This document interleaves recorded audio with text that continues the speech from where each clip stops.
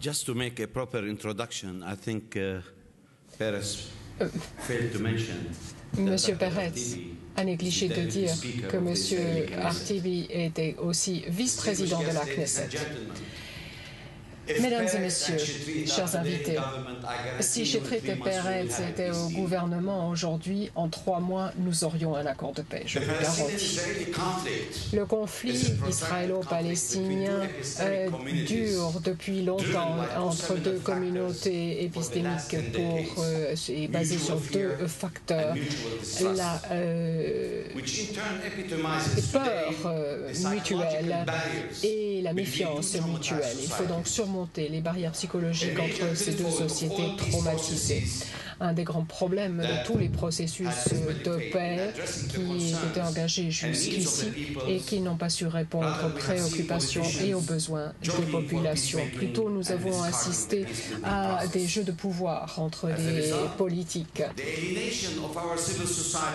aux dépens du processus de paix. Et par conséquent, nous avons vu, au lieu de la construction de passerelles, se développer les positions arrêtées et la méfiance, la violence, la culture de l'impunité, l'absence de mouvement de paix, d'une éducation de la paix a mené à cette situation de la négation de l'autre. Il est malheureux qu'aujourd'hui la politique soit faite par les extrémistes, tandis que les modérés, la population dans son ensemble, soit marginalisée et ne compte plus pour rien.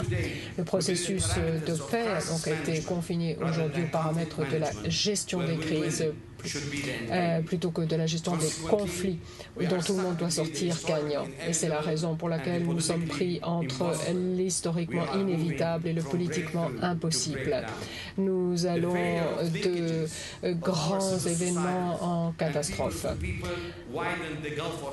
L'écart se creuse entre les 2 peuples et la xénophobie s'exacerbe. Il n'y aura jamais de solution militaire à ce conflit, mesdames et messieurs. Malgré la grande puissance militaire d'Israël, sa sécurité restera pour ce pays une obsession jusqu'à la paranoïa. Et donc, le dialogue est la seule solution à ce conflit avec l'aide d'un intermédiaire neutre et honnête. Ce dont nous avons besoin, c'est un plan d'action avec un échéancier imposé par des tiers, avec des systèmes de vérification et de surveillance. Sinon, les processus vont et viennent, et les conférences comme celle-ci vont et viennent, et rien ne se fait, sinon que l'écart se creuse et que les positions se polarisent. Il est malheureux que le processus de paix ait été une telle charade, parce qu'au cours des 10 dernières années, elle a été menée par les jeux de pouvoir politique.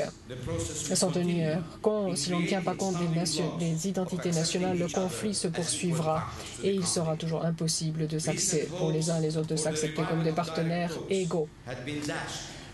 Les espoirs récents de reprise des pourparlers ont été anéantis par la reprise des activités de colonisation par le gouvernement israélien actuel. Et par conséquent, le rêve d'un État palestinien continue de s'évanouir et fait qu'il est impossible de trouver une solution pratique. Cette réalité s'imposera en politique et pourrait mener à des mesures drastiques qui vont encore mettre davantage en péril la paix et la sécurité.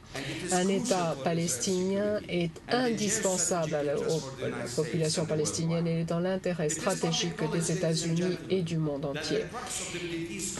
Le nœud du problème est la de l'instabilité mondiale et la non-résolution du conflit israélo-palestinien. La paix et la sécurité sont des exigences exigence mondiale ainsi que régionale et très certainement une exigence tant pour les peuples palestiniens qu'israéliens. Les politiques de confiscation des terres, la construction de murs, les incursions militaires, les contrôles au passage des frontières ne sont pas des solutions. Sans parler des poursuites, des assassinats et de la violation des droits de l'homme les plus fondamentaux qui ne conduiront jamais au respect et à l'acceptation mutuelle. En outre, l'acceptation de l'État juif est une autre dimension essentielle et qui fait que l'on ignore complètement le droit de retour des réfugiés, élément essentiel de tout accord de paix. Une observation à faire, c'est que Israël passe à l'intégrisme religieux et qu'en se définissant en tant qu'État juif, il devient une enclave hostile et isolée au Moyen-Orient. Nous, Palestiniens, ne sommes pas les enfants d'un Dieu mineur.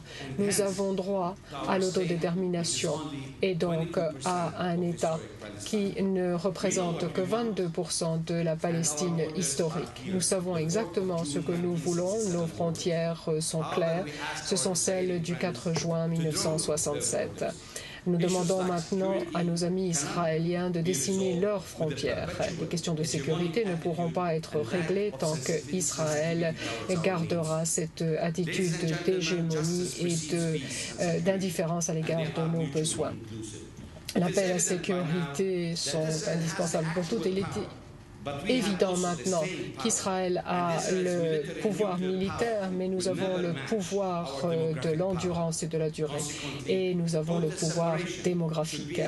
Par conséquent, une séparation totale devrait être une option stratégique pour Israël, sans quoi il deviendra un État paria totalement isolé. Israël doit reconnaître ce fait simple. Il ne peut pas continuer son occupation de la Palestine tout en demandant la paix.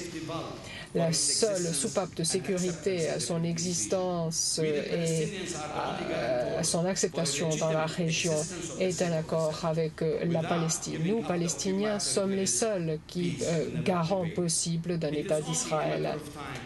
C'est une simple question de temps. Si Israël refuse de faire face à la réalité, s'il refuse de voir que son État s'érode de l'intérieur et de l'extérieur, c'est la dernière chance que nous avons. Mais on ne peut pas avoir le beurre et l'argent du beurre. Et Israël continuera, restera un État transitoire. La recette de la paix ou d'un accord de paix n'est pas inatteignable, mais nous manquons de volonté politique réelle, parce que les conséquences sont évidentes pour tous. La violence ne peut que susciter la violence, et ce n'est certainement pas la panacée que nous cherchons tous pour trouver une solution à ce conflit.